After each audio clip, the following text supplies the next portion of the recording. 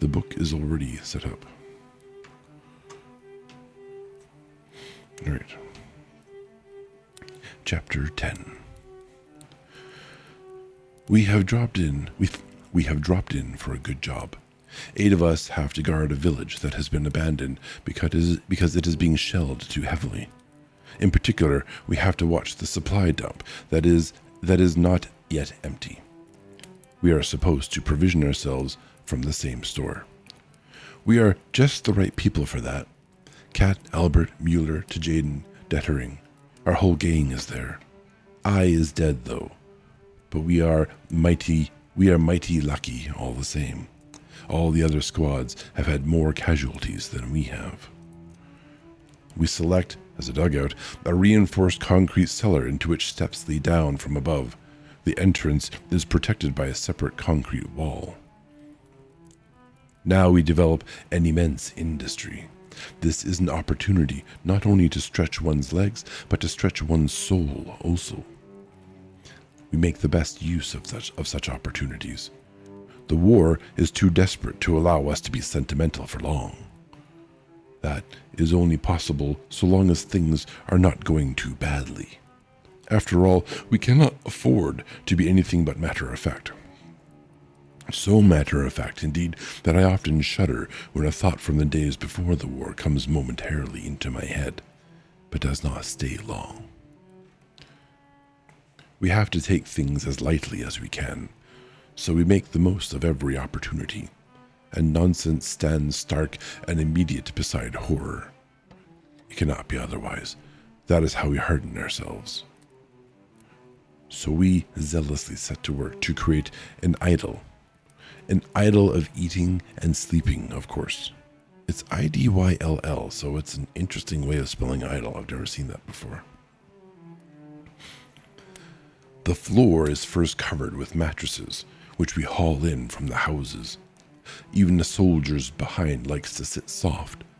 Only in the middle of the floor is there any clear space. Then we furnish ourselves with blankets and eiderdowns, luxurious soft affairs. There is plenty of everything to be had in the town. Albert and I find a mahogany bed which can be taken to pieces, with a sky of blue silk and a lace coverlet. We sweat like monkeys moving it in, but a man cannot let a thing like that slip, and it would certainly be shot to pieces in a day or two. Kat and I do a little patrolling through the houses. In very short time we have collected 12 eggs and 2 pounds of fairly fresh butter. Suddenly there is a crash in the drawing room, and an iron stove hurtles through the wall past us and on, a yard from us out through the wall behind. 2 holes. It comes from the house opposite, where a shell has just landed. The swine, grimaces Kat, and we continue our search. All at once we prick up our ears, hurry across, and suddenly stand petrified. There, running up and down, is a little sty, our 2 live sucking pigs. We rub our eyes and look once again to make certain. Yes, they are still there. We seize hold of them. No doubt about it. 2 real young pigs. This will make a grand feed. About 20 yards from our dugout, there is a small house that was used as an officer's billet. In the kitchen is an immense fireplace with 2 ranges, pots, pans, and kettles, everything. Even to a stack of small chopped wood in an outhouse, a regular cook's paradise.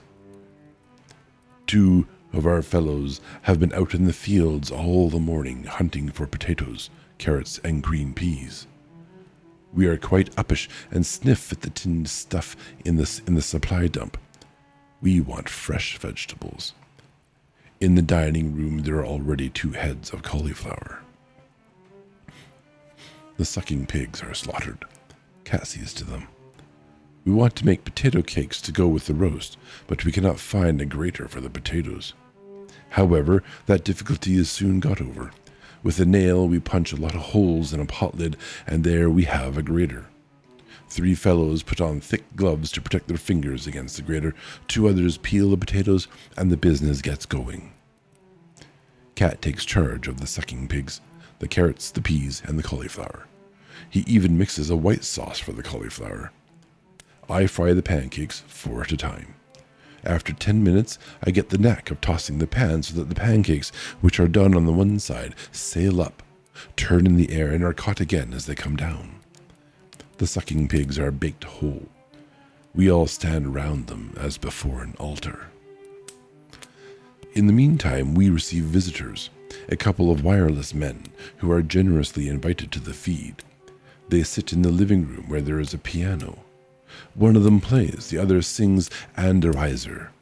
He sings feelingly, but with a rather Saxon accent. All the same, it moves us as we stand at the fireplace preparing the good things. I guess they gotta earn their meal, huh? Then we begin to realize that we are in for trouble. The observation balloons have spotted the smoke from our chimney, and the shells start to drop on us. They are close, or they are those damned spraying little daisy cutters that make only a small hole and scatter widely close to the ground. They keep dropping closer and closer all around us. Still, we cannot leave the grub in the lurch. A couple of splinters whiz through the top of the kitchen window. The roast is already cooked, but frying the pancakes is getting difficult. The explosions come so fast that the splinters strike often and oftener against the wall of the house and sweep in through the window. Whenever I hear a shell coming, I drop down to one knee with the pan and the pancakes.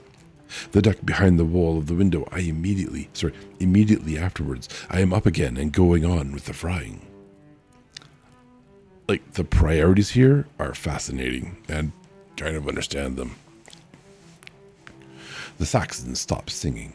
A fragment has smashed into the piano. At last, everything is ready, and we organize the transport of it back to the dugout. After the next explosion, 2 men dash across the 50 yards to the dugout with the pots of vegetables. We see them disappear. The next shot. Everyone ducks, and then 2 more trot off, each with a big can of finest grade coffee, and reach the dugout before the next explosion. I do some sketchy things for pancakes too, yeah. They're a fine meal, they are. Then Cat and Crop seize the masterpiece. The big dish with the brown, roasted sucking pigs. A screech, a knee bend, and away they race over the 50 yards of open country. I stay to finish frying my last 4 pancakes. Twice I have to drop on the floor. After all, it means 4 pancakes more, and they are my favorite dish. Then I grab the plate with the great pile of cakes and squeeze myself behind the house door. A hiss, a crash, and I gallop off with the plate clamped against my chest with both hands. I am almost in. I run like a deer, sweep round the wall. Fragments clatter against the concrete. I tumble down the cellar steps. My elbows are skinned, but I have not lost a single pancake, nor even broken the plate. Call that a home run, I suppose. About 2 o'clock, we start the meal. It lasts till 6. We drink coffee until 7:30. Officers' coffee from the supply dump. And smoke officers' cigars and cigarettes, also from the supply dump. Punctually at 7:30 we begin the evening meal. About 10 o'clock we throw the bones of the sucking pigs outside the door. Then there is a cognac and rum, also from the blessed supply dump. And once again long, fat cigars with belly brands. To Jaden suggests that it lacks only one thing: girls from an officer's brothel. Yes, he would suggest that. Late in the evening, we hear mewing. A little gray cat sits in the entrance. We entice it in and give it something to eat. And that wakes up our own appetites once more. Still chewing, we lie down to sleep. But the night is bad. We have eaten too much fat. Fresh baby pig is very gripping in the bowels. There is an everlasting coming and going in the dugout. 2, 3 men with their pants down are always sitting about outside and cursing. I have been out 9 times. Oh boy. I have been out 9 times myself. About 4 o'clock in the morning, we reach a record. All 11 men, guards and visitors, are squatting outside. But was it worth it? I think they'd do it again.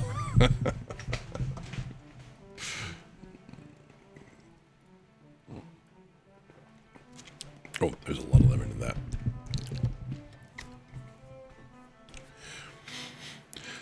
Burning houses stand out like torches against the night. Shells lumber across and crash down. Munition columns tear along the street.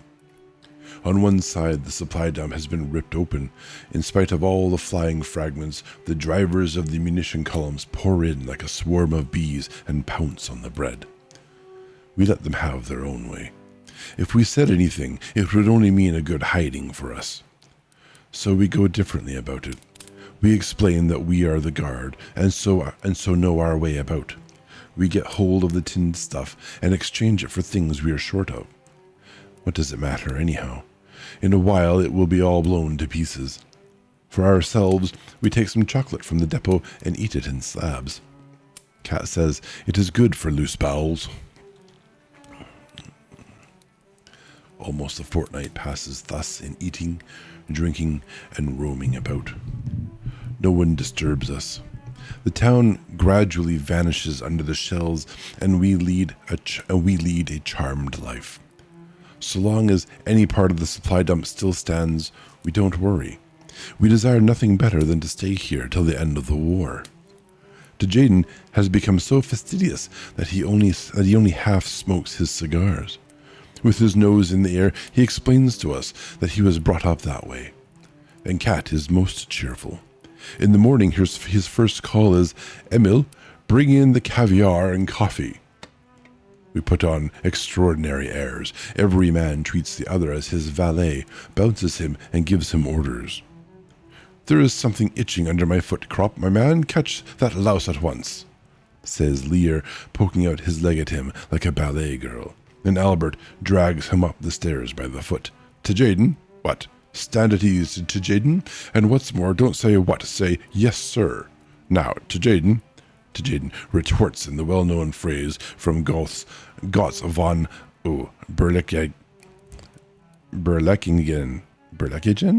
Anyways, a word that's big and complicated to say with an English mouth, with which he is always very free. After 8 more days, we receive orders to go back. The palmy days are over. 2 big motor lorries take us away. They are stacked high with planks. Nevertheless, Albert and I erect on top of our 4-poster bed, complete with blue silk canopy, mattress, and 2 lace coverlets. And behind it, at the head, is stowed a bag full of choice edibles. We often dip into it, and the tough ham sausages, the tins of liver sausages, the conserves. The boxes of cigarettes rejoice our hearts. Each man has a bag to himself. Crop and I have rescued 2 big red armchairs as well. They stand inside the bed, and we sprawl back in them as in a theater box. Above us swells the silken cover like a baldaquin? A baldaquin. So saith the word in front of me. Each man has a long cigar in his mouth, and thus from aloft we survey the scene. Between us stands a parrot cage that we found for the cat. She is coming with us and lies in the cage before her saucer of meat and purrs. Slowly the lorries roll down the road. We sing. Behind us the shells are sending up fountains from the now utterly abandoned town. A few days later, we are sent out to evacuate a village. On the way, we meet the fleeing inhabitants trundling their goods and chattels along with them in wheelbarrows, perambulatories. I've never seen that word. What does that word mean? I'm pretty sure I got that pronounced, but I am freaking curious. It sounds like ambulance, right? Or an ambulatory. It's a pram, okay. Person who walks, especially for pleasure and in a leisurely way. A perambulator. What a wild place to put a word like that. Let's see, trundle their goods and chattels along with them in wheelbarrows, perambulators, and on their backs. Their figures are bent, their faces full of grief, despair, haste, and resignation. The children hold on to their mother's hands, and often an older girl leads the little ones who stumble onwards and are forever looking back. A few carry miserable-looking dolls and are silent as they pass us by. We are marching in column. The French do not fire on a town in which there are still inhabitants, but a few minutes later the air screams, the earth heaves, cries ring out, a shell has landed among the rear squad. We scatter and fling ourselves down on the ground, but at that moment I feel the instinctive alertness leave me, which hitherto has always made me do unconsciously the right thing under fire. The thought leaps up with a terrible, throttling fear. You are lost. And the next moment, a blow sweeps like a whip over my left leg. I hear Albert cry out. He is beside me. "Quick, up, Albert!" I yell, for we are lying unsheltered in the open field. He staggers up and runs. I keep beside him. We have to get over a hedge. It is higher than we are. Crop seizes a branch. I heave him up by the leg. He cries out. I give him a swing and he flies over. With one leap I follow him and fall into a ditch that lies behind the hedge. Our faces are smothered with duckweed and mud, but the cover is good. So we wade in up to our necks. Whenever a shell whistles, we duck our heads under the water. After we have done this a dozen times, I am exhausted. "Let's get away, or I'll fall in and drown," groans Albert. "Where has it got you?" I asked him. "In the knee, I think." "Can you run?" "I think." "Then out." We make for the ditch beside the road, and stooping, run along it. The shelling follows us. The road leads down the munition dump. If that goes up, there won't be a man of us with his head left on his shoulders, so we change our plan and run diagonally across country. Albert begins to drag. "You go, I'll come after," he says, and throws himself down. I seize him by the arm and shake him. "Up, Albert. If once you lie down, you'll never get any farther. Quick, I'll hold you up." At last we reach a small dugout. Crop pitches in and I bandage him up. The shot is just a little above his knee. Then I take a look at myself. My trousers are bloody and my arm too. Albert binds up my wounds with his field dressing. Already he is no longer able to move his leg, and we both wonder how we managed to get this far. Yeah, adrenaline and shock will do it. Fear alone made it possible. We would have run even if our feet had been shot off. We would have run on the stumps. Reminds me of the horses in the first big sort of engagement that we read about. In pain, mutilated, just crying out like terrible fear and terror, trying to still run somehow with like half their body paralyzed or broken. I can still crawl a little. I call out to a passing ambulance wagon which picks us up. It is full of wounded. There is an army medical lance corporal with it who sticks an anti-tetanus needle into our chests. At the dressing station, we arrange matters so that we lie side by side. They give us a thin soup which we spoon down greedily and scornfully, because we are accustomed to better times but are hungry all the same. "Now for home, Albert," I say. "Let's hope so," he replies. "I only wish I knew what I've got." The pain increases. The bandages burn like fire. We drink and drink, one glass of water after another. "How far above the knee am I hit?" asks Crop. "At least 4 inches, Albert," I answer. Actually, it is perhaps 1.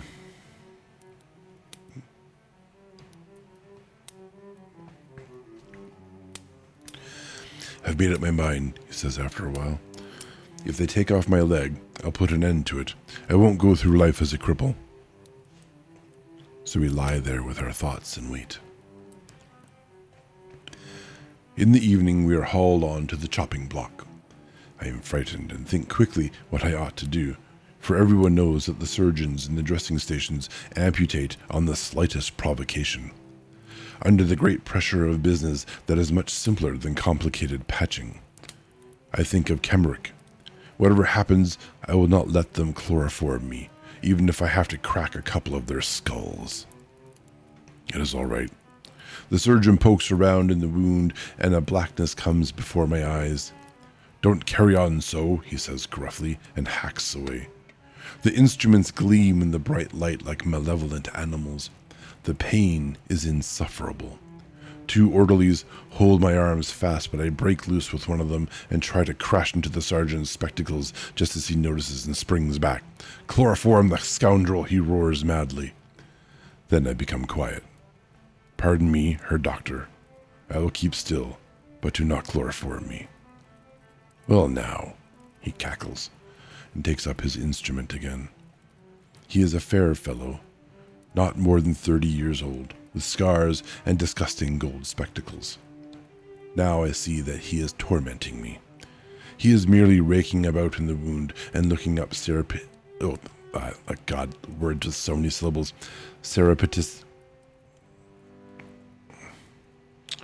Nope, I gotta hear this or I won't get it in my brain. Excuse me one moment as I go to YouTube.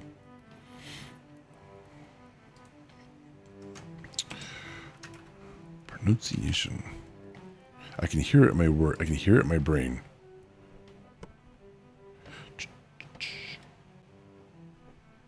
It's always such a long delay at the beginning.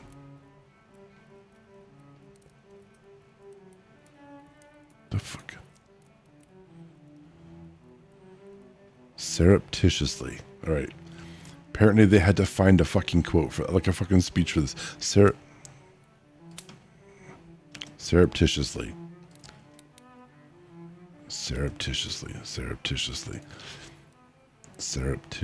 Okay. In the wound and looked up surreptitiously. I have already forgotten. Surreptitiously at me over his glasses. You know what this means? We're going to have to cancel this word. I can't pronounce it very well. Let's see. Cancel word. I think it's cancel word. I forget. Okay. All right, there we go. I got it, but I keep forgetting it, so we're going to have to just put that away. Surreptitiously is no longer a permitted word in any language. Please remember this.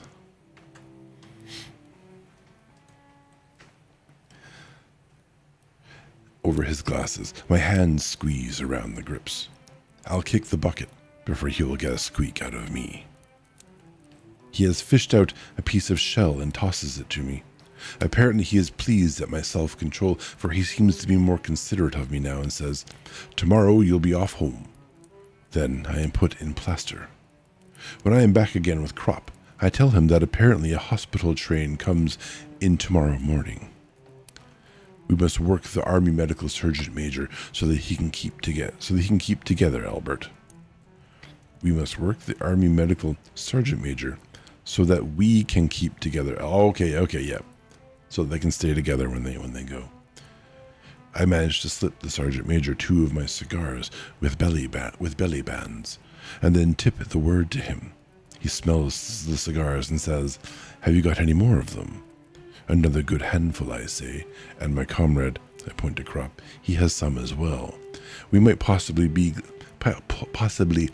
glad to hand them to you out of the window of the hospital train in the morning. He understands, of course, smells them once again and says, "Done." We cannot get a minute's sleep all night. 7 fellows die in our ward. One of them sings hymns in a high, cracked tenor before he begins to gurgle. Another has crept out of his bed to the window. He lies in front of it as though he wants to look out for the last time. Our stretchers stand on the platform.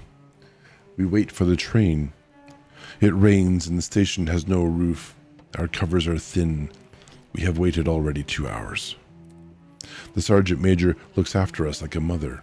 Although I feel pretty bad, I do not let our scheme out of our mind. Occasionally, I let him see the packet and give him 1 cigar in advance. In exchange, the Sergeant Major covers us over with a waterproof sheet. Albert, old man, I suddenly bethink myself. Our four-poster bed and the cat. And the club chairs, he adds. Yes, the club chairs with red plush. In the evening we used to sit in them like lords, and intended later on to let them out by the hour. Lend them out, for a price, I presume. 1 cigarette per hour. It might have turned into a regular business, a real good living. And our bags of grub too, Albert. We grow melancholy. We might have made some use of the things, if only the train left one day after Cat would be sure to find us and bring us the stuff. What damned hard luck. In our bellies there is gruel, mean hospital stuff, and in our bags roast pork. But we are so weak that we cannot work up any more excitement about it. The stretchers are sopping wet by the time the train arrives in the morning. The sergeant major sees to it that we are put in the same car. There is a crowd of Red Cross nurses. Crop is stowed in below, and I am lifted up and put into the bed above him. Good God, I exclaim suddenly. What is it? Asks the sister. I cast a glance at the bed. It is covered with clean, snow-white linen that even has the marks of the iron still on it, and my shirt has gone 6 weeks without being washed and is terribly muddy. Can't you get in by yourself? Asks the sister gently. Why, yes, I say in a sweat. But take off the bed covers first. What for? I feel like a pig. Must I get in there? It will get... I hesitate. A little bit dirty? She suggests helpfully. That doesn't matter. We will wash it again afterwards. No, not that, I say excitedly. I am not equal to such overwhelming refinement. When you have been lying out there in the trenches, surely we can wash a sheet, she goes on. I look at her. She is young and crisp, spotless and neat. Like everything here, a man cannot realize that it isn't for officers only, and feels himself strange and in some way even alarmed. All the same, the woman is a tormentor. She is going to force me to say it. It is only... I try again. Surely she must know what I mean. What is it then? Because of the lice, I bawl out at last. She laughs. Well, they must have a good day for once too. Now I don't care anymore. I scramble into the bed and pull up the covers. A hand gropes over the bed cover. The sergeant major, he goes off with the cigars. An hour later, we notice that we are moving. God, these things take forever. It's worse than the trains I've taken all around the world.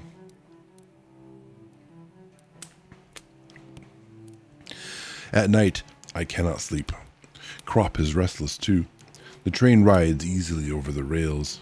I cannot realize it all yet. A bed, a train, home. Albert, I whisper. Yes?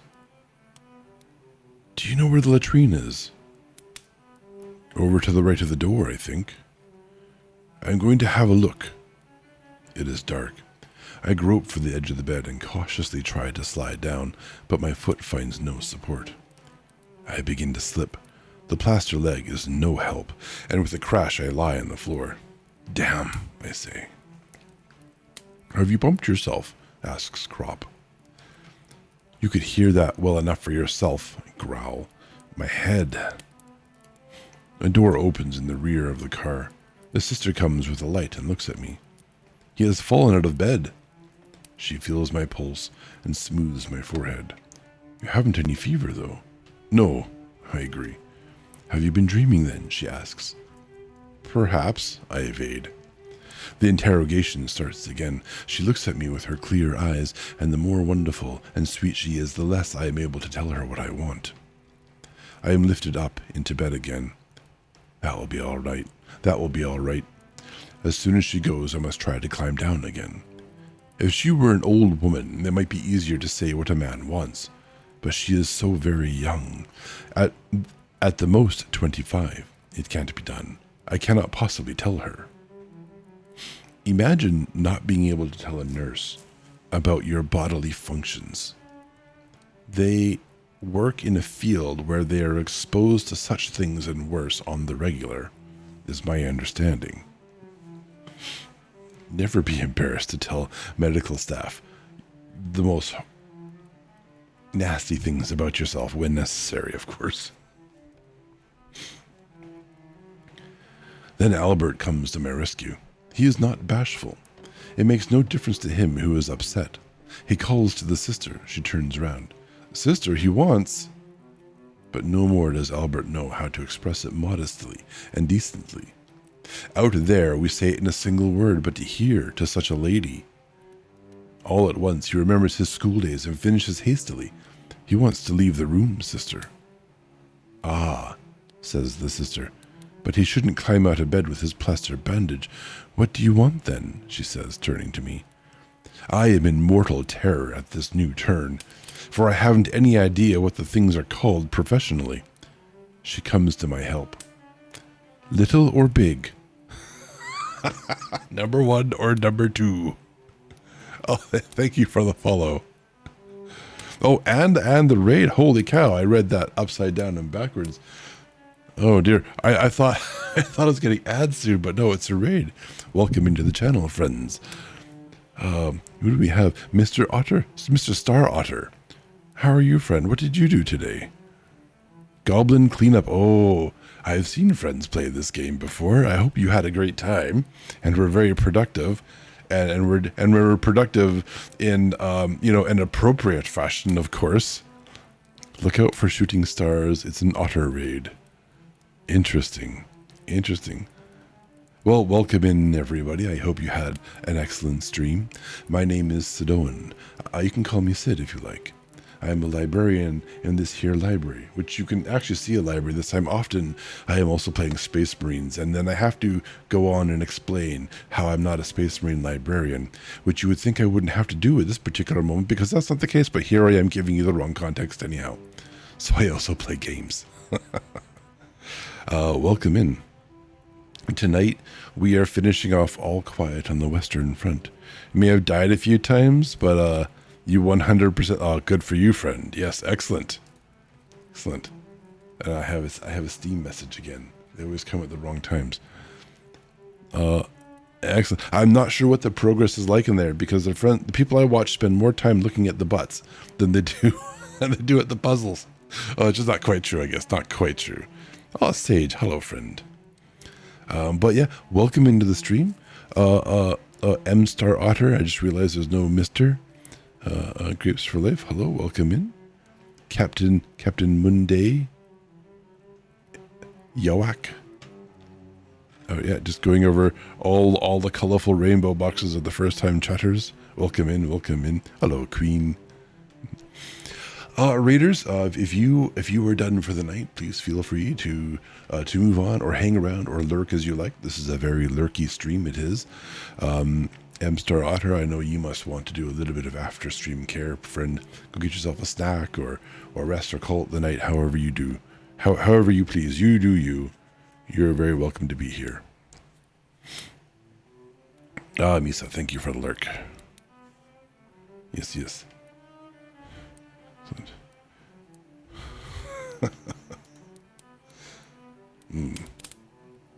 Yeah, please, feel free to lurk and listen. The smooth tones of Sid's voice, the occasional crack, and the complaint, and the perhaps occasionally cancelled word. We no longer use, well, crap, what was it? I cancelled a word just a little while ago. I don't even remember. That's because it's been cancelled. That's why I can't understand what it is. That's exactly what it is. Cancelled. Hang on. It's cancelled. I think cancelled list. Cancelled list. Nope. Hang on. I'm going to look up my own command reference. Cancelled. It's cancelled words. Okay. Cancelled words. Or not. Is it? No, that's it. It just had to look up the file. Yep. These words are no longer words in any language. I have removed them. Yes. They're too much for me to say. Even though I occasionally get them right, I then forget and say it wrong again. So therefore, they're not legitimate words. We're no longer using them ever again. Yes, yes.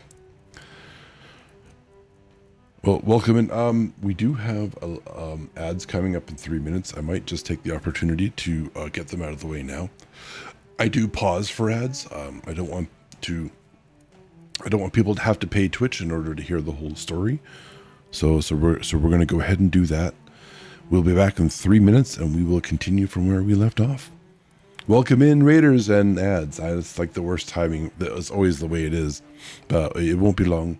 3 minutes, and then we'll have about an hour to spend together reading of what happened in World War I from the German soldier perspective.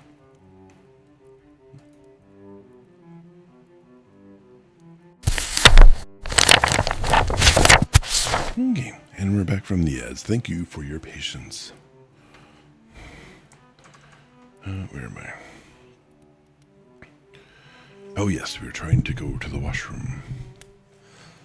I am in mortal terror at this new turn, for I haven't any idea what the things are called professionally. She comes to my help. Little or big. This shocking business. I sweat like a pig and I say shyly, well, only quite a little one.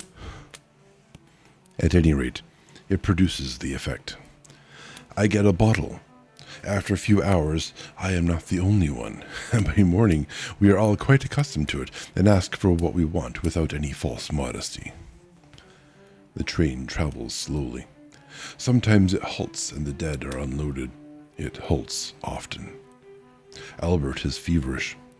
I feel miserable and have a good deal of pain, but the worst of it is that apparently there are still lice under the plaster bandage. They itch terribly, and I cannot scratch myself. We sleep through the days. The country glides quietly past the window. The third night we reach Herbstall. I hear from the sister that Albert is to be put off at the next station because of his fever. How far does the train go? I ask. To Cologne. Albert, I say. We stick together, you see. On the sister's next round, I hold my breath and press it up into my head. My face swells and turns red. She stops. Are you in pain? Yes, I groan. All of a sudden. She gives me a thermometer and goes on. I would not have been under Kat's tuition if I did not know what to do now. These army thermometers are not made for old soldiers. All one has to do is drive the quicksilver up, and then it stays there without falling again. I stick the thermometer under my arm at a slant, but flip it steadily with my forefinger. Then I give it a shake. I send it up to 100.2, but that is not enough. A match held cautiously near to it brings it up to 101.6. As the sister comes back, I blow myself out. Breathe in short gasps, gargle at her with vacant eyes, toss about restlessly, and mutter in a whisper, I can't bear it any longer. She notes me down on a slip of paper. I know perfectly well my plaster bandage will not be reopened if it can be avoided. Albert and I are put off together. We are in the same room in a Catholic hospital. That is a piece of luck. The Catholic infirmaries are noted for their good treatment and good food. The hospital has been filled up from our train. There are a great many bad cases amongst them. We do not get examined today because there are too few surgeons. The flat trolleys with the rubber wheels pass continually along the corridor. Oh, yeah, hiccuping a little from the water. And always with someone stretched at full length upon them. A damnable position, stretched out at full length like that. The only time it is good is when one is asleep. The night is very disturbed. No one can sleep. Toward morning, we doze a little. I wake up just as it grows light. The door stands open, and I hear voices from the corridor. The others wake up too. One fellow, who has been there a couple of days already, explains it to us. Up here, in the corridor every morning, the sisters say prayers. They call it morning devotion. And so that you can get your share, they leave the door open. No doubt it is well meant, but it gives us aches in our heads and bones. Such an absurdity, I say, just when a man dropped off to sleep. All the light cases are up here. That's why they do it here, he replies. Albert groans. I get furious and call out, "Be quiet out there." A minute later, a sister appears. In her black and white dress, she looks like a beautiful tea cozy. "Shut the door, will you, sister?" says someone. "We are saying prayers. That is why the door is open," she responds. "But we want to go on sleeping. Prayer is better than sleep." She stands there and smiles innocently. "And it is 7 o'clock already." Albert groans again. "Shut the door," I snort. She is quite disconcerted. Apparently she cannot understand. "But we are saying prayers for you too." "Shut the door anyway." She disappears, leaving the door open. The intoning of the litany proceeds. I feel savage and say, "I'm going to count up to 3. If it doesn't stop before then, I'll let something fly." "Me too," says another. I count up to 5. Then I take hold of a bottle, aim, and heave it through the door into the corridor. It smashes into 1,000 pieces. The praying stops. A swarm of sisters appear and reproach us in concert. "Shut the door," we yell. They withdraw. The little one who came first is the last to go. "Heathen," she chirps, but shuts the door all the same. We have won. At noon, the hospital inspector arrives and abuses us. He threatens us with clink and all the rest of it. But a hospital inspector is just the same as a commissariat inspector or anyone else who wears a long dagger and shoulder straps, but is really a clerk and is never considered, even by a recruit, as a real officer. So we let him talk. What can they do to us, anyway? "Who threw the bottle?" he asks. Before I can think whether I should report myself, someone says, "I did." A man with a bristling beard sits up. Everyone is excited. Why should he report himself? "You?" "Yes. I was annoyed because we were waked up unnecessarily and lost my senses so that I did not know what I was doing." He talks like a book. "What is your name?" "Reinforcement Reservist Joseph Hamaker. I'm going to say that's Hamaker instead of Hamacher.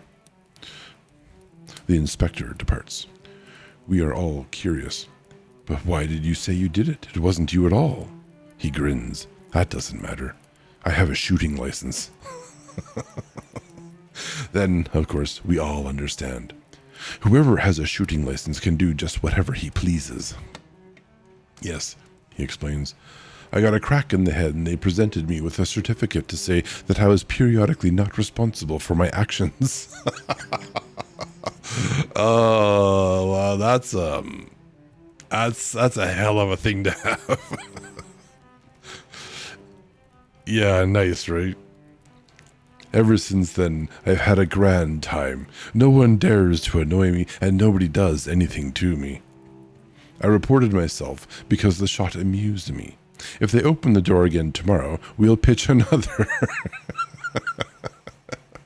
We are overjoyed. With Joseph Hamaker in our midst, we can now risk anything. Then come the soundless, flat trolleys to take us away. The bandages are stuck fast. We bellow like steers. Oh, I have a memory from it. When I was a young boy, I had a problem with my toe, and it involved a lot of bandages and bodily fluids of a variety of types coming out of the foot, and eventually surgery. But the surgery we had to wait upon. So every day, my mother would soak my foot in a salt water bath, and we would soak the bandages, and we had to peel the bandages off and apply new bandages, new gauze. And I wasn't allowed to stay home. Was I? I don't remember that part. My brain's like, they can't possibly have made me go to school, but why was I putting on socks and shoes if I wasn't going out? It doesn't matter. It hurts. It hurts to peel off scabbed blood and pus from a wound. It just, no. It took a long time to get it done.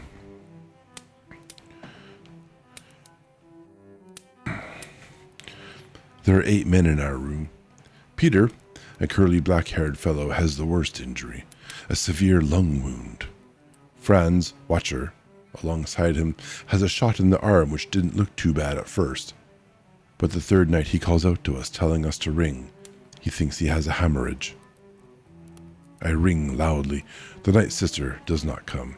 We have been making rather heavy demands on her during the night, because we have all been freshly bandaged and so have a good deal of pain. One wants his leg placed so, another so, a third wants water, a fourth wants her to shake up his pillow. In the end, the bummock's old body grumbled bad-temperedly and slammed the doors. Now, no doubt she thinks it is something of the same sort, and so she is not coming. We wait. Then Franz says, "Ring again." I do so. She still does not put in an appearance. In our wing, there is only one night sister. Perhaps she has something to do in one of the other rooms. "Franz, are you quite sure you are bleeding?" I ask. "Otherwise we shall be getting cursed again." "The bandage is wet. Can't anybody make a light?" That cannot be done either. The switch is by the door, and none of us can stand up. I hold my thumb against the button of the bell till it becomes numb. Perhaps the sister has fallen asleep. They certainly have a great deal to do, and are all overworked day after day. And added to that is the everlasting praying. "Should we smash a bottle?" asks Joseph Hammaker of the shooting license. She wouldn't hear that any more than the bell. At last the door opens. The old lady appears, mumbling.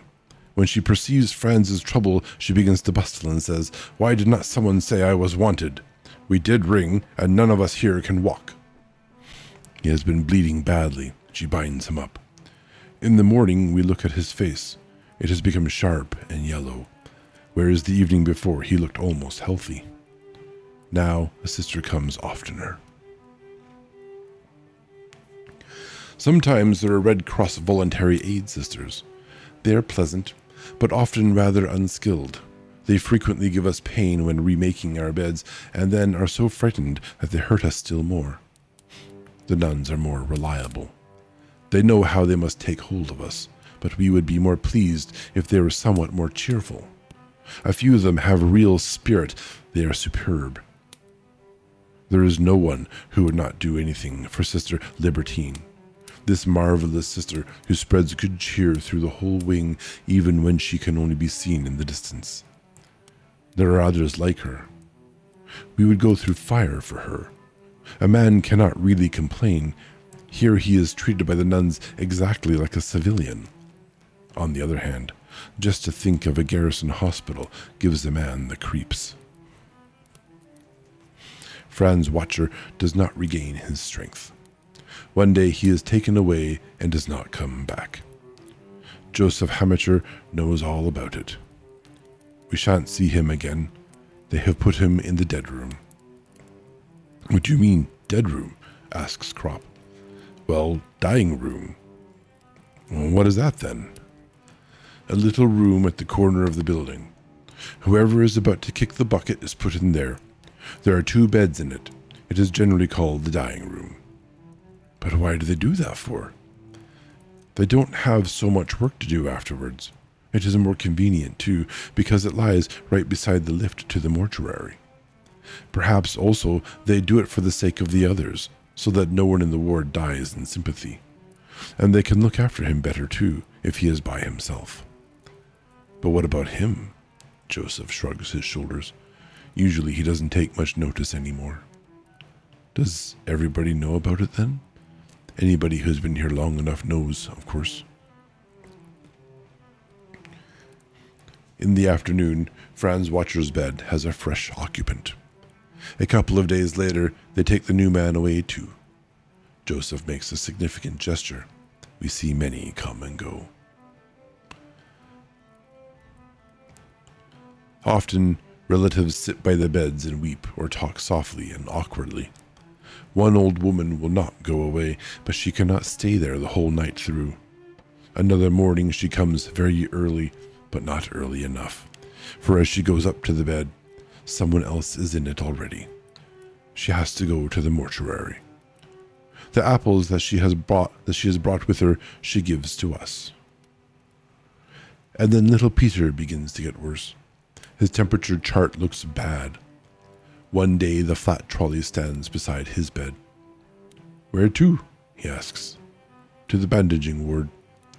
He is lifted out, but the sister makes the mistake of removing his tunic from the hook and putting it on the trolley too, so that she should not have to make 2 journeys. Peter understands immediately and tries to roll off the trolley. "I'm stopping here." They push him back. He cries out feebly with his shattered lung, "I won't go to the dying room." "But we're going to the bandaging ward." "Then what do you want my tunic for?" He can speak no more. Hoarse, agitated, he whispers, "Stopping here." They do not answer, but wheel him out. At the door, he tries to raise himself up.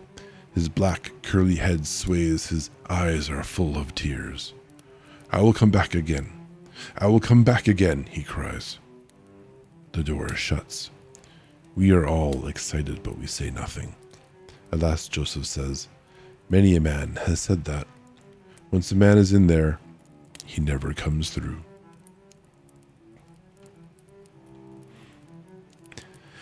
I am operated on and vomit for 2 days. My bones will not grow together, so the surgeon's secretary says. Another fellow's have grown crooked. His are broken again. It is disgusting. Among our new arrivals, there are 2 young soldiers with flat feet. The chief surgeon discovers them on his rounds and is overjoyed. "We'll soon put that right," he tells them. "We will just do a small operation and then you will have perfectly sound feet. Enter them down, sister." As soon as he is gone, Joseph, who knows everything, warns them, "Don't you let him operate on you. That is a special scientific stunt of the old boy's. He goes absolutely crazy whenever he can get a hold of anyone to do it. On. He operates on you for flat feet, and there's no mistake you don't have them anymore. You have club feet instead, and have to walk all the rest of your life on sticks." "What should a man do then?" asks one of them. "Say no. You are here to be cured of your wound, not your flat feet. Did you have any trouble with them in the field? No? Well, there you are. At present you can still walk, but if once the old boy gets you under the knife, you'll be cripples. What he wants is little dogs to experiment with, so the war is a glorious time for him, as it is for all the surgeons. You take a look down below at the staff. There are a dozen fellows hobbling around that he has operated on. A lot of them have been here all the time since 14 and 15. Not a single one of them can walk better than he could before. Almost all of them worse, and most only with plaster legs. Every 6 months, he catches them again and breaks their bones afresh, and every time is going to be the successful one. You take my word. He won't dare to do it if you say no." "Ach, man," says one of the 2 unfortunates. "Better your feet than your brain box. There's no telling what you'll get if you go back out there again." That's an interesting point. They can do with me just as they please, so long as I get back home. Better to have a club foot than be dead.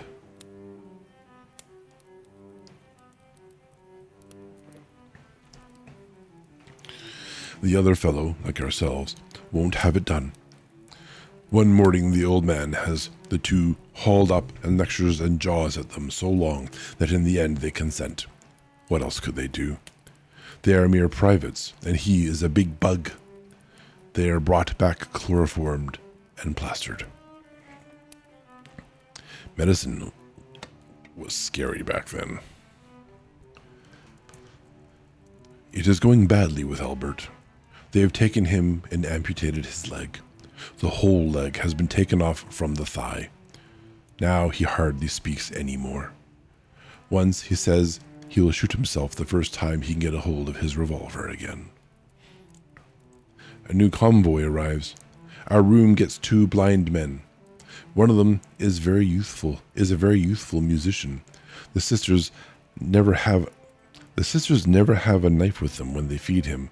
He has already snatched one from a sister, but in spite of this caution, there is an incident. In the evening, while he is being fed, the sister is called away and leaves the plate with the fork on his table.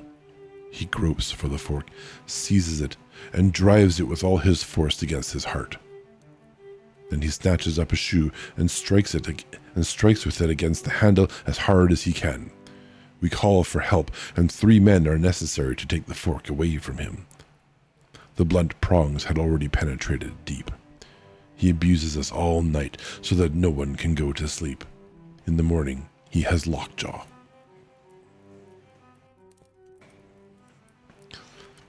Again, beds become empty.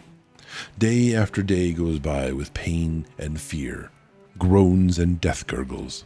Even the death room is no use anymore. It is too small. Fellows die during the night in our room. They go even faster than the sisters can cope with them. But one day the door flies open.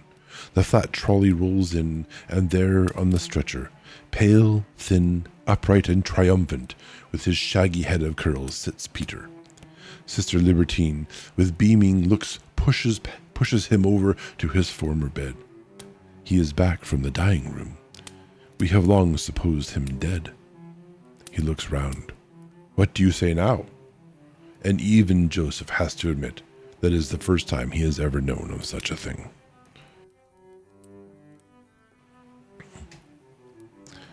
Gradually, a few of us venture to stand up.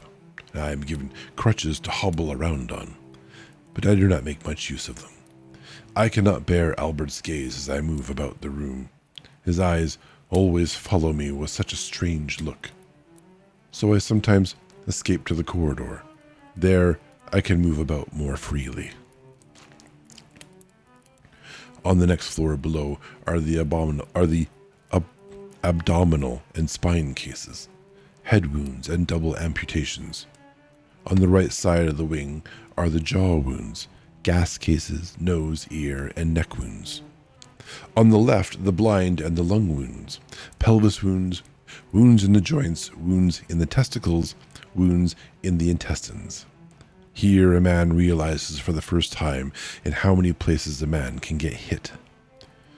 2 fellows die of tetanus. Their skin turns pale, their limbs stiffen. At last only their eyes live, stubbornly. Many of the wounded have their shattered limbs hanging free in the air from a gallows. Underneath the wound, a basin is placed into which the pus drips. Every 2 or 3 hours the vessel is emptied. Other men lie in stretching bandages with heavy weights hanging from the end of the bed. I see intestine wounds that are constantly full of excreta.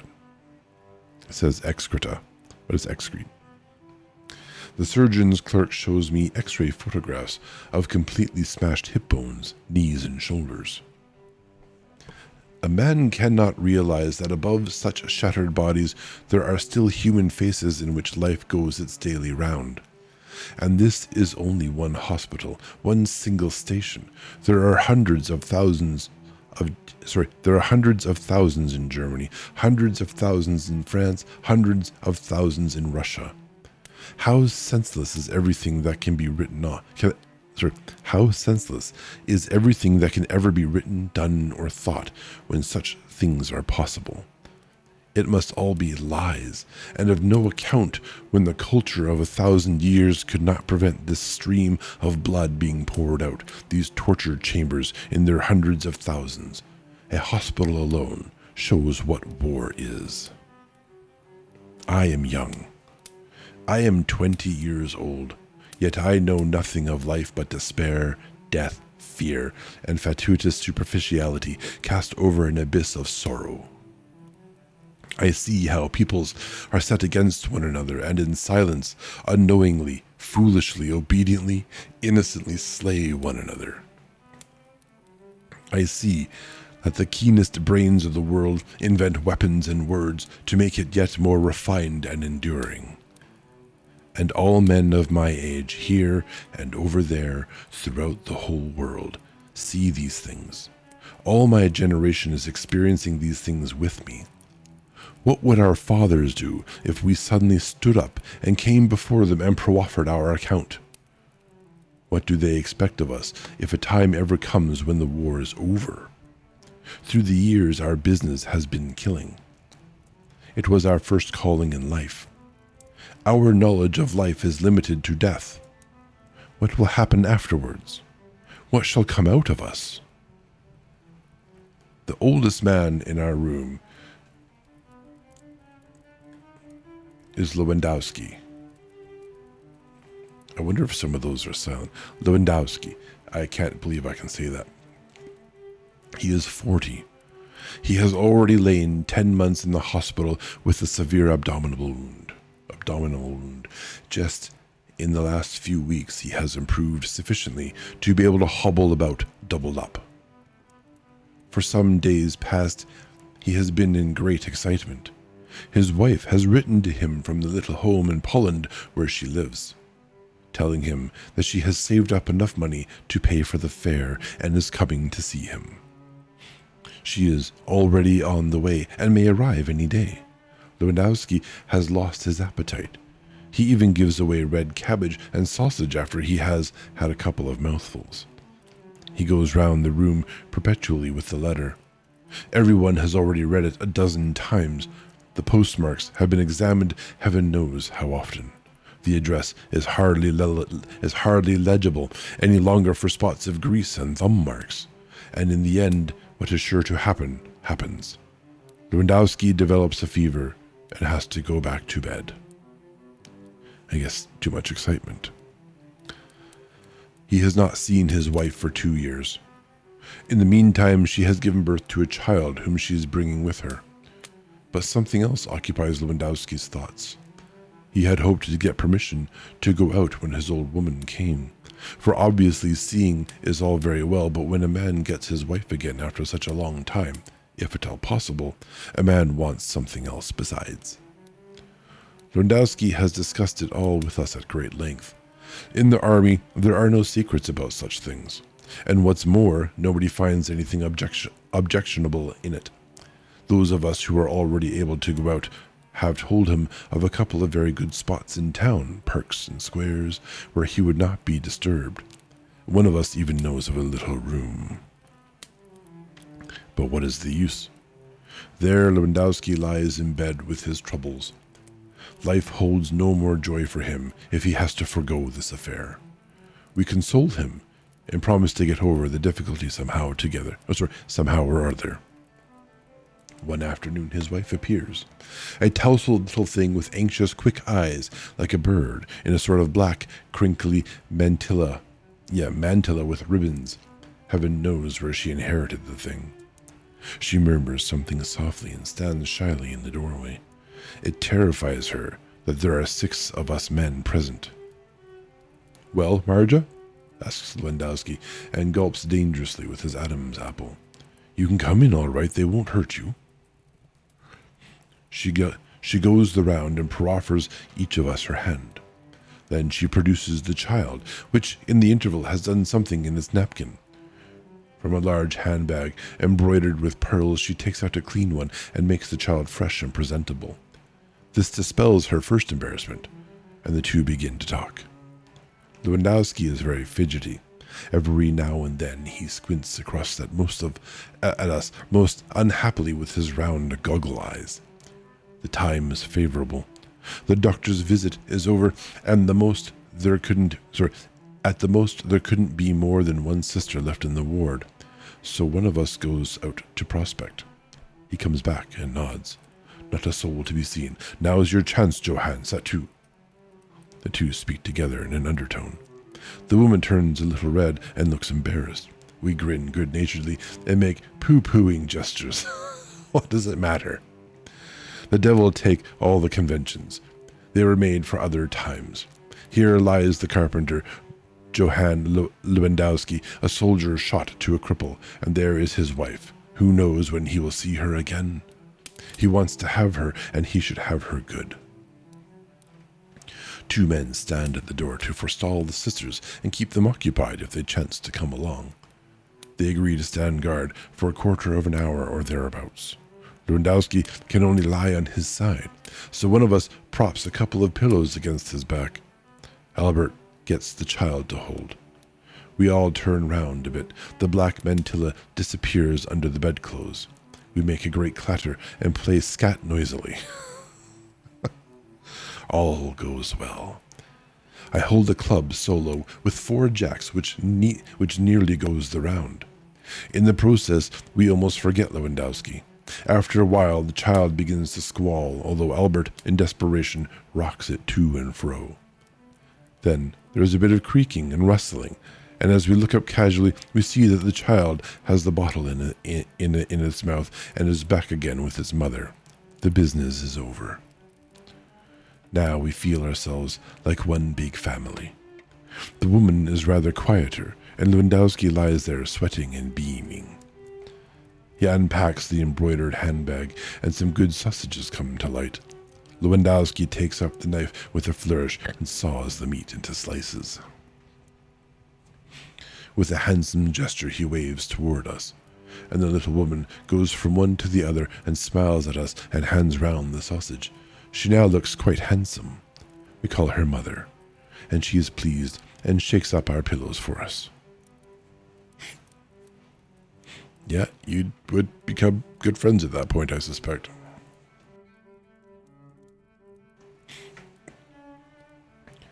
After a few weeks, I have to go each morning to the massage department.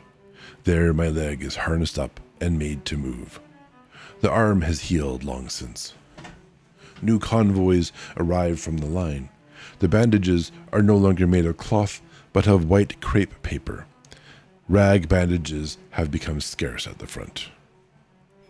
Albert's stump heals well. The wound is almost closed. In a few weeks, he should go off to an institute for artificial limbs. He continues not to talk much, and is much more solemn than formerly. He often breaks off in his speech and stares in front of him. If he were not here with us, he would have shot himself long ago. But now he is over the worst of it, and he often looks on while we play scat. Yeah, that boy's got some serious depression. Can't blame him. I get convalescent leave. My mother does not want to let me go away. She is so feeble. It is all much worse than it was last time. Then I am sent on from the base and return once more to the line. Parting from my friend Albert Kropp was very hard, but a man gets used to that sort of thing in the army. That was a long chapter. Chapter 11.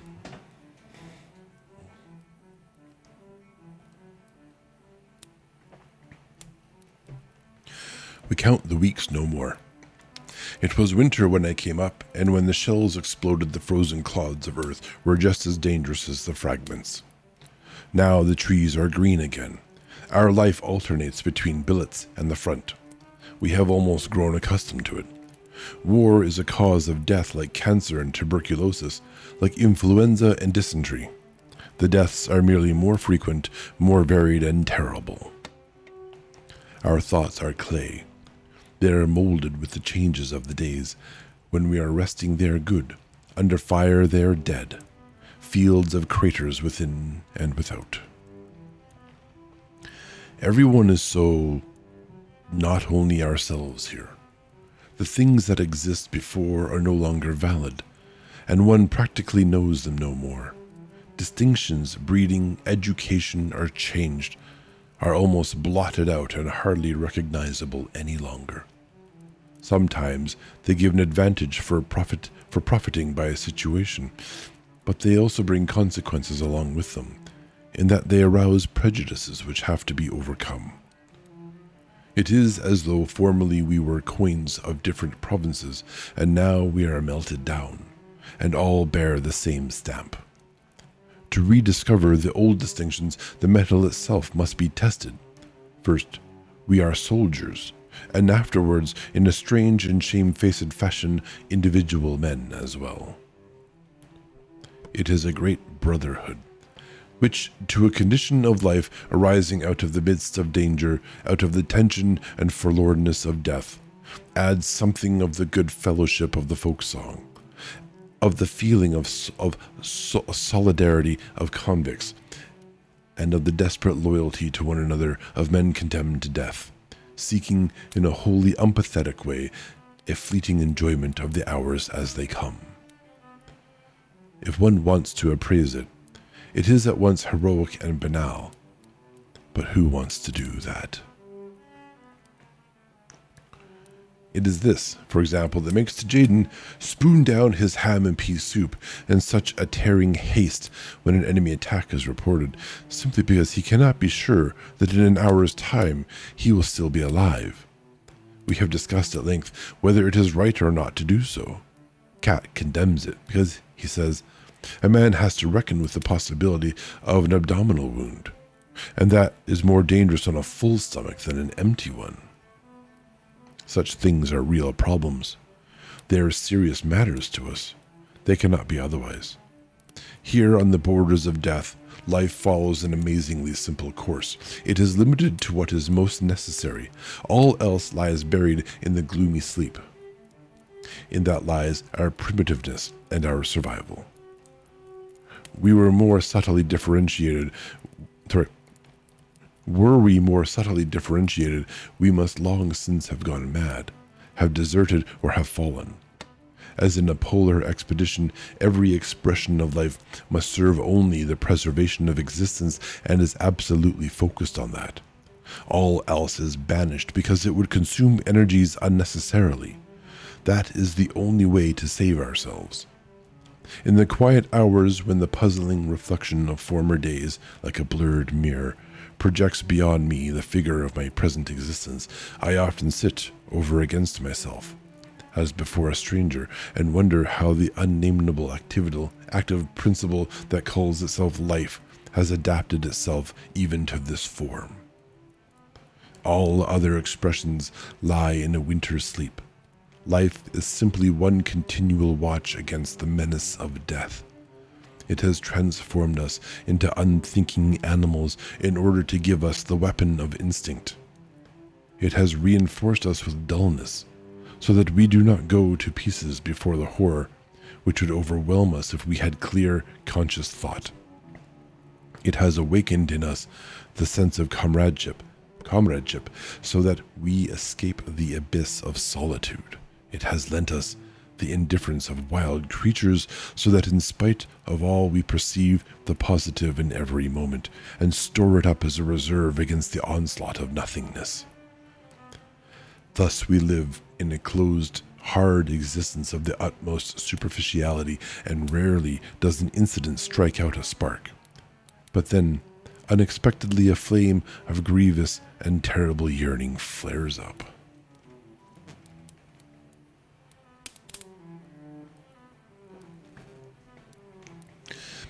Those are the dangerous moments.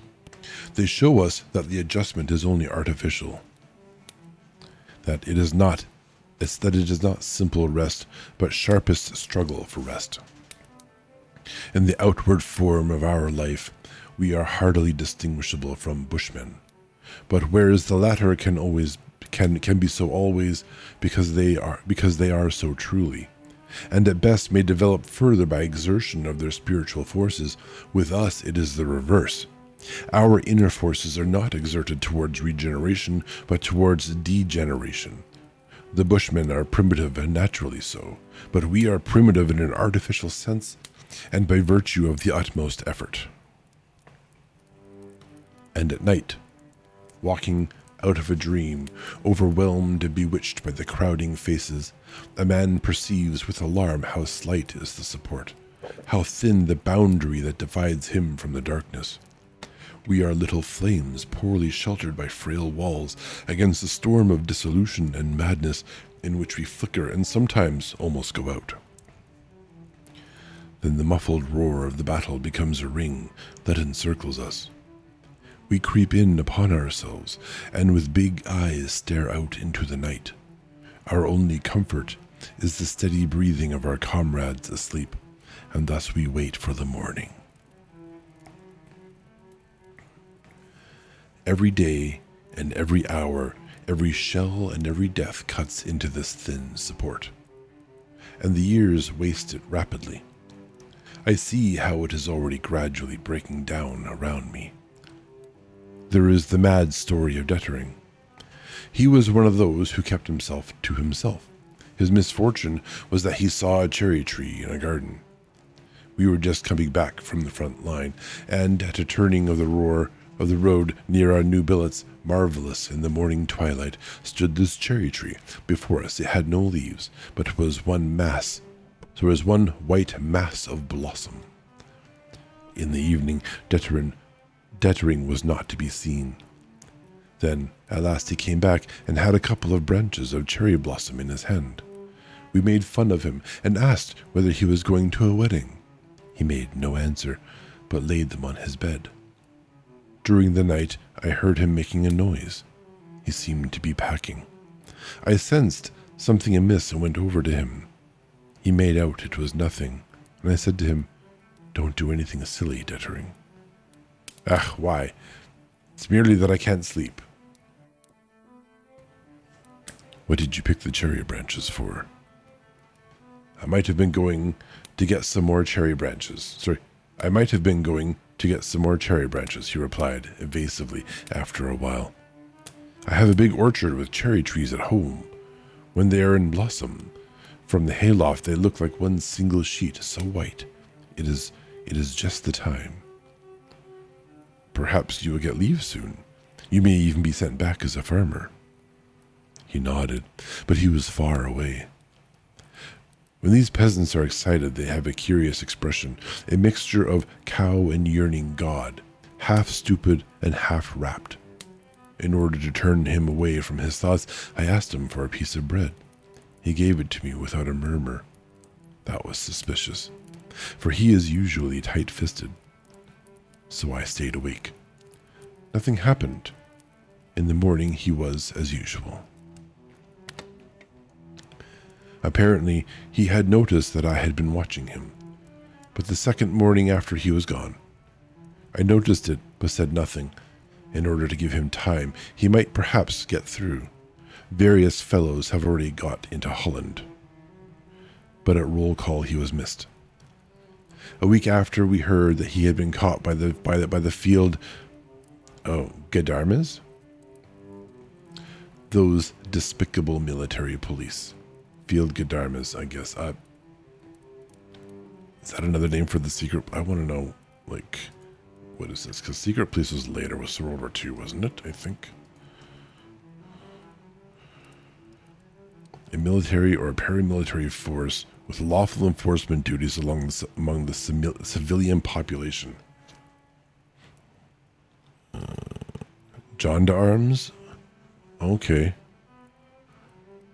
A good army. It's a gendarmes, if you say so.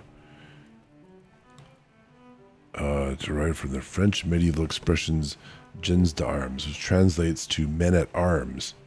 People of France. Yeah, okay, so yeah, it's a French word. Yeah, all right. There's way too much. Okay, yeah, it's military police amongst the population. I suppose. I won't cancel that word. Gendarmes. Yeah, okay. Military police. He was headed toward Germany. That was hopeless, of course. And, of course, he did everything else just as idiotically. Anyone might have known that his flight was only homesickness and a momentary aberration. But what does a court-martial hundreds of miles behind the front line know about it? We have heard nothing more of Dettering. But sometimes it broke out in other ways. This danger, these pent-up things, as from an overheated boiler. It will be enough to tell how Berger met his end. Our trenches have now for some time been shot to pieces, and we have an elastic line itchy nose. And we have an elastic line so that there is practically no longer any proper trench warfare. When attack and counterattack have waged backwards or forwards, there remains a broken line and a bitter struggle from crater to crater. The front line has been penetrated, and everywhere small groups have established themselves. The fight is carried on from clusters of shell holes. We are in a crater. The English are coming down obliquely, and they are turning our flank and working in behind us. We are surrounded. It is not easy to surrender. Fog and smoke hang over us. No one would recognize that we wanted to give ourselves up, and perhaps we don't want to. A man doesn't even know himself at such moments. We hear the explosions of the hand grenades coming toward us. Our machine gun sweeps over the semicircle in front of us. The cooling water evaporates. We hastily pass round the case. Every man pisses in it, and thus we again have water. We are able to continue firing. But behind us, the attack crashes ever nearer. A few minutes, and we are lost. Then, at closest range, a second machine gun bursts out. It is set up in a crater alongside us. Berger has fetched it. And now the counterattack comes over from behind. We are set free and make contact with the rear. Afterwards, as we lie in comparatively good cover, one of the food carriers reports that a couple 100 yards distant there lies a wounded messenger dog. "Where?" asks Berger. The other describes the place to him. Berger goes off either to fetch the beast in or to shoot it. 6 months ago he would not have cared. He would have been reasonable. We tried to prevent him. Then, as he goes off grimly, all we can say is, "You're mad," and let him go. For these cases of frontline madness become dangerous if one is not able to fling the man to the ground and hold him fast, and Berger is 6 feet and the most powerful man in the company. He is absolutely mad, for he has to pass through the barrage. But this lightning that lowers somewhere... He is absolutely mad, for he has to pass through the barrage. But this lightning that lowers somewhere above us all, has struck him and made him demented. It affects others so that they begin to rave, to run away. There was one man who even tried to dig himself into the ground with his hands, feet, and teeth. It is true. Such things are often simulated, but the pretense itself is a symptom. Berger, who means to finish off the dog, is carried off with a wound in the pelvis, and one of the fellows who carries him gets a bullet in the cheek while doing it. Mueller is dead. Someone shot him point blank with a very light in the stomach. With a Varay, I guess. He lived for half an hour, quite conscious and in terrible pain. Before he died, he handed over his pocketbook to me and bequeathed me his boots, the same that he once inherited from Kemerick. I wear them, for they fit me quite well. After me, Jaden will get them. I have promised them to him. We have been able to bury Mueller, but he is not likely to remain long undisturbed. Our lines are falling back. There are too many fresh English and American regiments over there. There's too much corned beef and white wheaten bread. Too many new guns.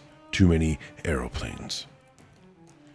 But we are emaciated and starved. Our food is so bad and mixed up with so much substitute stuff that it makes us ill. The factory owners in Germany have grown wealthy. Dysentery dissolves our bowels. The latrine poles are always densely crowded. The people at home ought to be shown these gray, yellow, miserable, wasted faces here, these bent figures from whose bodies the colic wrings out the blood, and who, with lips trembling and distorted with pain, grin at one another and say, "It is not much sense pulling up one's trousers again."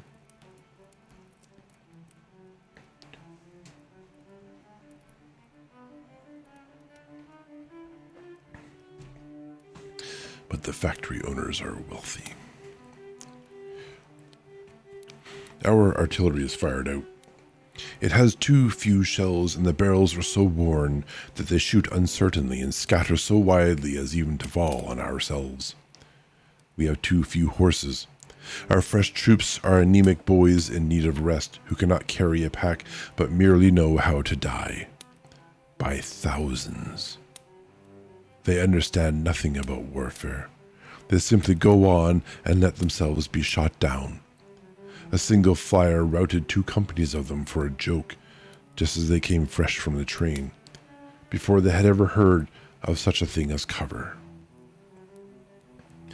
Germany ought to be empty soon, says Cat. We have given up hope that someday an end may come. We never think so far. A man can stop a bullet and be killed. He can get wounded, and then the hospital is his next stop. There, if they do not amputate him, he sooner or later falls into the hands of one of those staff surgeons who, with the war service cross in his buttonhole, says to him, "What, one leg a bit short? If you have any pluck, you don't need to run at the front. The man is A1. Dismiss." Cat tells a story that has traveled the whole length of the front from the Vosges to Flanders. On the staff surgeon who reads the names in the list, and when a man comes before him without looking up says, "A1, we need soldiers up there." A fellow with a wooden leg comes up before him. The staff surgeon says, "A1," and then Cat raises his voice. The fellow says to him, "I already have a wooden leg, but when I go back again and they shoot off my head, I will get a wooden head made to become a staff surgeon." This answer tickles us all immensely. There may be good doctors, and there are, lots of them.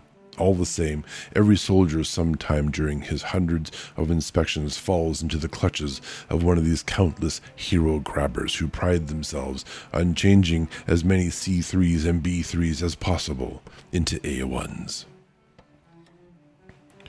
There are many such stories. They are mostly far more bitter.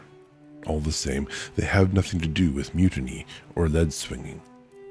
They are merely honest and call a thing by its name, for there is a very great deal of fraud, injustice, and baseness in the army. It is nothing that regiment after regiment returns again and again to ever more hopeless struggle, that attack follows attack along with weakening, retreating, crumbling line. From a mockery, the tanks have become a terrible weapon. Armored, they come rolling on in long lines, and more than anything else, embody for us the horror of war. We do not see the guns that bombard us. The attacking lines of the enemy infantry are men like ourselves, but these tanks are machines. Their caterpillars run on as endless as the war. They are annihilation. They roll without feeling into the craters and climb up again without stopping.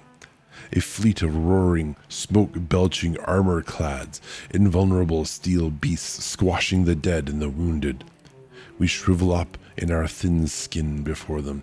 Against their colossal weight, our arms are sticks of straw and our hand grenades matches. Shells, gas clouds, and flotillas of tanks, shattering, starvation, death.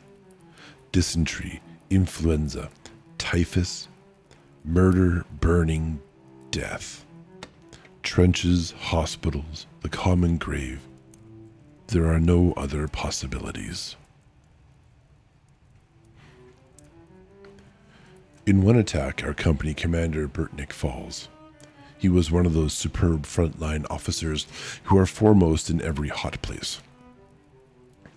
He was with us for 2 years without being wounded, so that something had to happen in the end. We occupy a crater and get surrounded. The stink of petroleum or oil blows across with the fumes of powder.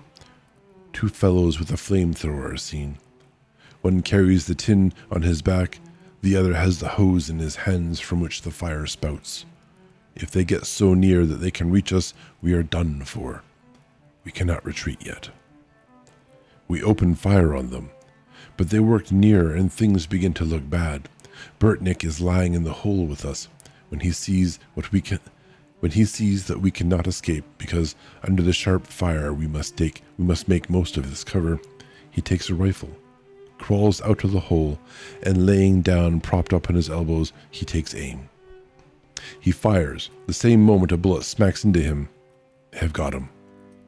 Still he lies and aims again.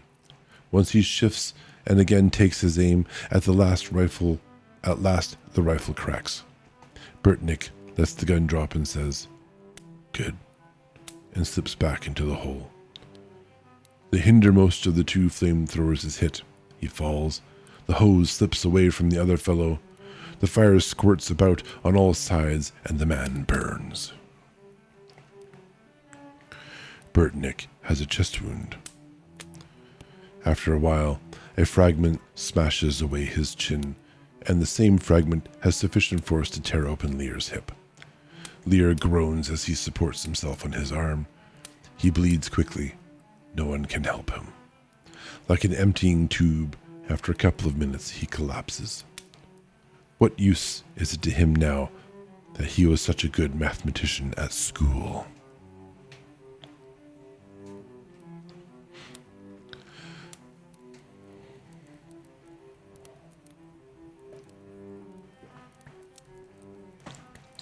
The months pass by. The summer of 1918 is the most bloody and the most terrible. The days stand like angels in gold and blue, incomprehensible above the ring of annihilation. Every man here knows that we are losing the war. Not much is said about it. We are falling back. We will not be able to attack again after this big offensive. We have no more men and no more ammunition. Still, the campaign goes on. The dying goes on. Summer of 1918. Never has life in its niggardliness seemed to us so desirable as now. The red poppies in the meadows around our billets, the smooth beetles on the blades of grass, the warm evenings in the cool, dim rooms, the black, mysterious trees of the twilight, the stars and the flowing waters, dreams and long sleep. Oh, life, life, life. Summer of 1918 never was so much silently suffered as in the moment when we depart once again for the front line. Wild, tormenting rumors of an armistice and peace are in the air. They lay hold on our hearts and make the return to the front harder than ever. Summer of 1918. Never was life in the line more bitter and more full of horror than in the hours of the bombardment, when the blanched faces lie in the dirt, and the hands clutch at the one thought, no, not now. Not now at the last moment. Summer of 1918. Breath of hope that sweeps over the scorched fields, raging fever of impatience of disappointment, of the most agonizing terror of death. Insensate question, why do they not make an end? And why do these rumors of an end fly about?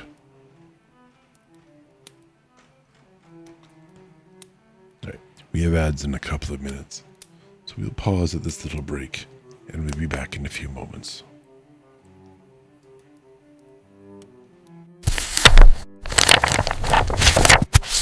And welcome back. All right. There are so many airmen here, and they are so sure of themselves that they give chase to single individuals, just as though they were hares. For every one German plane, there come at least 5 English and American. For one hungry, wretched German soldier, come 5 of the enemy, fresh and fit. For one German army loaf, there are 50 tins of canned beef over there. We are not beaten. For soldiers, we are better and more experienced. We are simply crushed and driven back by overwhelmingly superior forces. Hello, Arthur.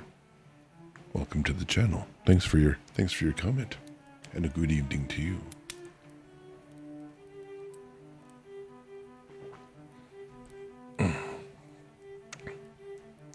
Behind us lie rainy weeks, gray sky, gray fluid earth, gray dying. If we go out, the rain at once soaks through our overcoat and clothing, and we remain wet all the time we are in the line. We never get dry. Those who still wear high boots tie sandbags round the top so that the mud does not pour in so fast. The rifles are caked, the uniforms caked. Everything fluid is dissolved. The earth, one dripping, soaked, oily mass in which lie the yellow pools with red spiral streams of blood, and into which the dead, wounded, and survivors slowly sink down. The storm lashes us. Out of the confusion, the gray and yellow hail of splinters whips forth like childlike cries of the wounded, and in the night shattered life groans wearily to the silence. Thank you for the follow. Our hands are earth, our bodies clay, and our eyes pools of rain. We do not know whether we still live. Then the heat sinks heavily into our shell holes like a jellyfish, moist and oppressive, and on one of these late summer days, while bringing food, Cat falls. We two are alone. I bind up his wound. His shin seems to be smashed. It has got the bone, and Cat groans desperately. At last, just at the last, I comfort him. Who knows how long the mess will go on yet? Now you are saved. The wound begins to bleed fast. Cat cannot be left by himself while I try to find a stretcher. Anyway, I don't know of a stretcher bearer's post in the neighborhood. Cat is not very heavy, so I take him up on my back and start off to the dressing station with him. Twice we rest. He suffers acutely along the way. We do not speak much. I have opened the collar of my tunic and breathe heavily. I sweat and my face is swollen with the strain of carrying. All the same, I urge him to let us go on, for the place is dangerous. Shall we go on again, Cat? Must, Paul. Then come. I raise him up. He stands on the uninjured leg and supports himself against a tree. I take up the wounded leg carefully, and he gives a jump, and I take the knee of the sound leg also under my arm. The going is more difficult. Often a shell whistles across. I go as quickly as I can, for the blood from Cat's wound drips to the ground. We cannot shelter ourselves properly from the explosions. Before we can take cover, the danger is all over. We lie down in a small shell hole to rest. I give Cat some tea from my water bottle. We smoke a cigarette. Well, Cat, I say gloomily, we are going to be separated at last. He is silent and looks at me. Do you remember, Cat, how we commandeered the goose, and how you brought me out of the barrage when I was still a young recruit and was wounded for the first time? I cried then, Cat. That is almost 3 years ago. He nods. The anguish of solitude rises up in me. When Cat is taken away, I will not have one friend left. Cat, in any case, we must see one another again, if it is peacetime before you come back. Do you think that I will be marked A1 again with this leg? He asks bitterly. With rest, it will get better. The joint is all right. It may limp a bit. Give me another cigarette, he says. Perhaps we could do something together later on, Cat. I am very miserable. It is impossible that Cat my friend, Cat with the drooping shoulders and the poor thin mustache, Cat whom I know as I know no other man, Cat with whom I have shared these years, it is impossible that perhaps I shall not see Cat again. In any case, give me your address at home, Cat, and here's mine. I'll write it down for you. I write his address in my pocketbook. How forlorn I am already, though he still sits here beside me. Couldn't I shoot myself quickly in the foot so as to be able to go with him? Suddenly, Cat gurgles and turns green and yellow. Let us go on, he stammers. I jump up, eager to help him. I take him up and start off at a run, a slow, steady pace so as not to jolt his leg too much. My throat is parched. Everything dances red and black before my eyes. Oh, thank you for the streak queen. Everyone enjoys a streaking queen, yes. I stagger on doggedly and piteously, and at last reach the dressing station.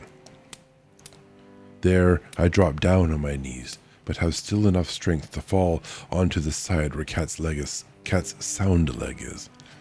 After a few minutes, I straighten myself up again. My legs and my hands tremble. I have trouble in finding my water bottle to take a pull. My lips tremble as I try to drink, but I smile. Cat is saved.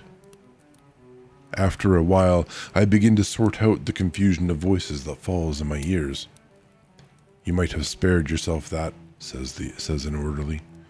I look at him without comprehending. He points to Cat. He is stone dead. I do not understand him. He has been hit in the shin, I say. The orderly stands still. That as well. I turn round. My eyes are still dulled. The sweat breaks out on me again. It runs over my eyelids. I wipe it away and peer at Cat. He lies still. Fainted, I say quickly. The orderly whistles softly. I know better than that. He's dead. I'll lay any money on that. I shake my head. Not possible. Only 10 minutes ago I was talking to him. He has fainted. Cat's hands are warm. I pass my arm under his shoulders in order to rub his temples with some tea. I feel my fingers become moist. As I draw them away from behind his head, they are bloody. You see? The orderly whistles once more through his teeth. On the way, without my having noticed it, Cat has caught a splinter in the head. There is just one little hole. It must have been a very tiny, stray splinter, but it has sufficed. Cat is dead. I get up. Would you like to take his paybook and his things? The lance corporal asks me. I nod, and he gives them to me. The orderly is mystified. You're not related, are you? No, we're not related. No, we are not related. Do I walk? Have I feet still? I raise my eyes. I let them move around and turn myself with them. One circle. And I stand in the midst. All is as usual. Only the militiaman, the Stanislaus Kaczynski has died. That's right. Cat was short for that. Then I know nothing more.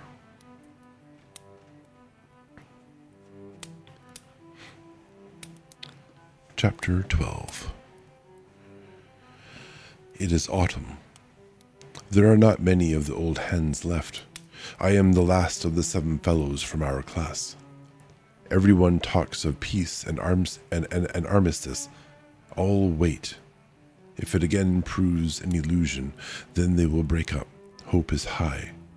It cannot be taken away again without an upheaval.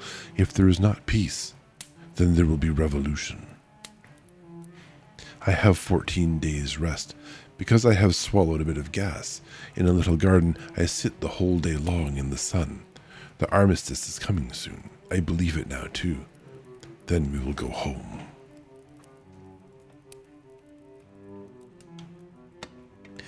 Here my thoughts stop, and will not go any farther. All that meets me, all that floods over me are but feelings.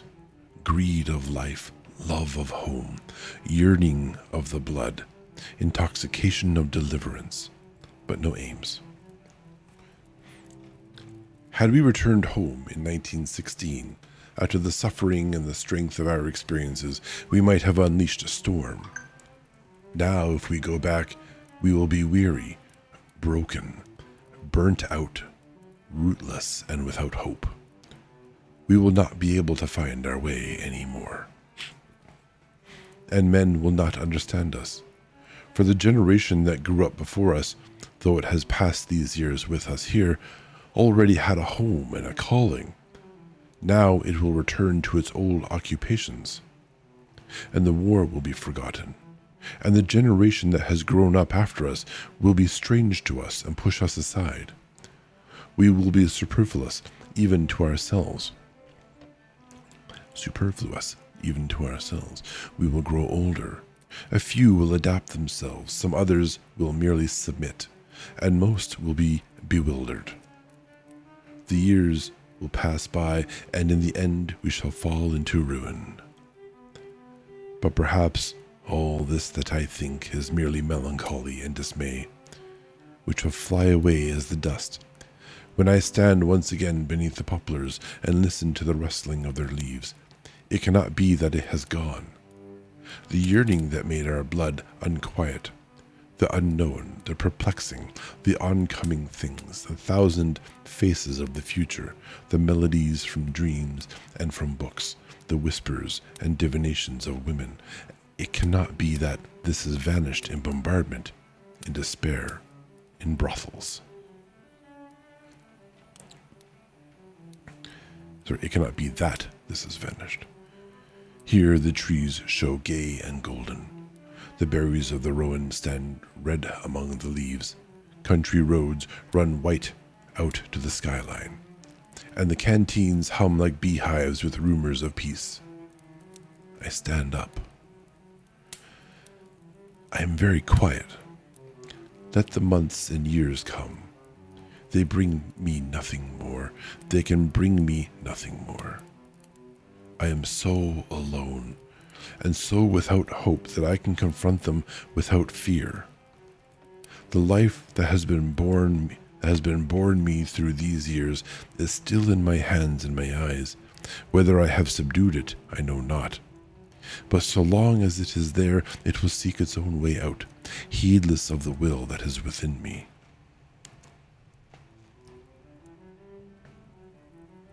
He fell in October 1918, on a day that was so quiet and still on the whole front that the army report confined itself to the single sentence, "All quiet on the Western Front." He had fallen forward and lay on the earth as though sleeping. Turning him over, one saw that he could not have suffered long. His face had an expression of calm, as though almost glad the end had come.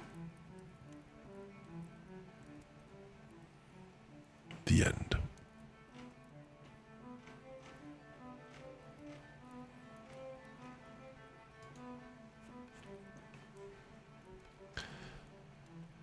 Well, that's a fucking heavy book. Just like that, yep. As we kind of expected, we thought we were going to finish this book somewhere through the stream. It is like halfway through, so we do fortunately now have the benefit of a backup book. I think we are going to take a little break. Something like that's got to be digested a little bit. It feels like a lot of the books I've been reading have these sort of heavy endings, which is great. Feelings are good. Feelings are important.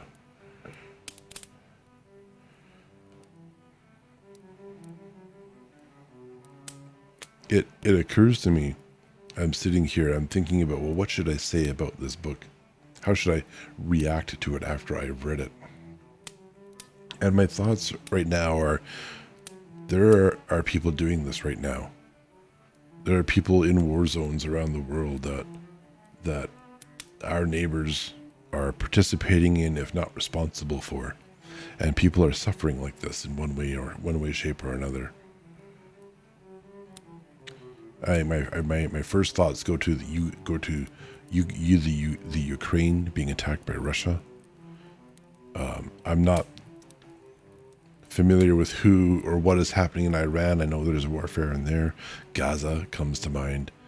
There's only one side to that war. No one's fighting back. Not anymore.